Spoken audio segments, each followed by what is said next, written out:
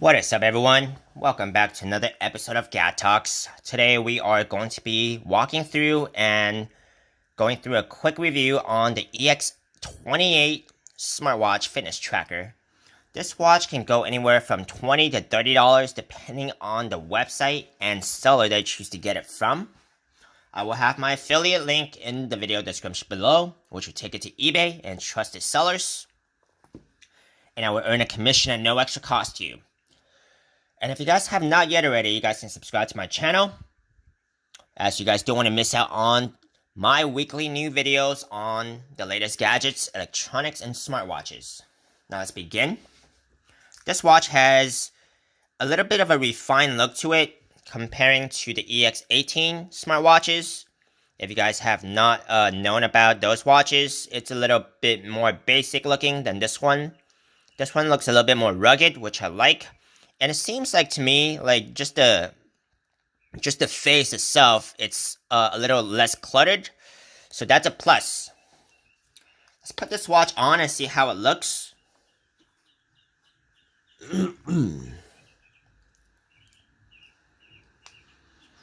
Now this is how the watch looks after putting it on, and it's got a little bit of that outdoor feel to it.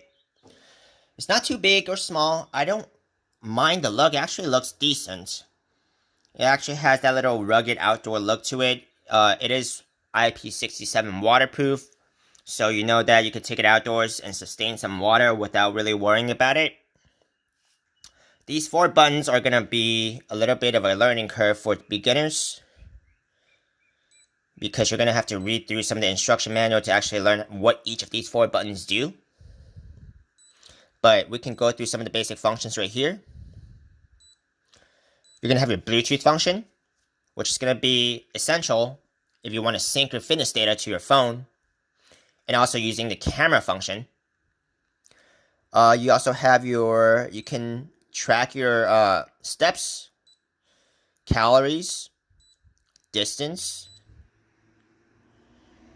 This would be your alarm clock and stopwatch. You're also going to have your phone and message notifications. Now, this watch is nowhere near anything sophisticated, okay? So, it's got your very basic functions. If you can actually pick this watch up for $20, I would do that. For anything above $25, I would think about it again, because for that price range, you could probably get something that's a little more sophisticated, even a touchscreen. You don't really have to deal with the complications of learning like 4 buttons here. So my first take on this watch is I like the look. The functions are going to be a little hard to go through. I will be absolutely honest with that. And like I said, if you guys can actually pick this up for under 25, then go right ahead. For above 25, I would try to look into something else that's a lot easier to use, which are going to be available out there in the smartwatch market. So this will conclude my short review on this watch. If you guys like this video, please give it a thumbs up, subscribe to my channel, and I will see you guys next time.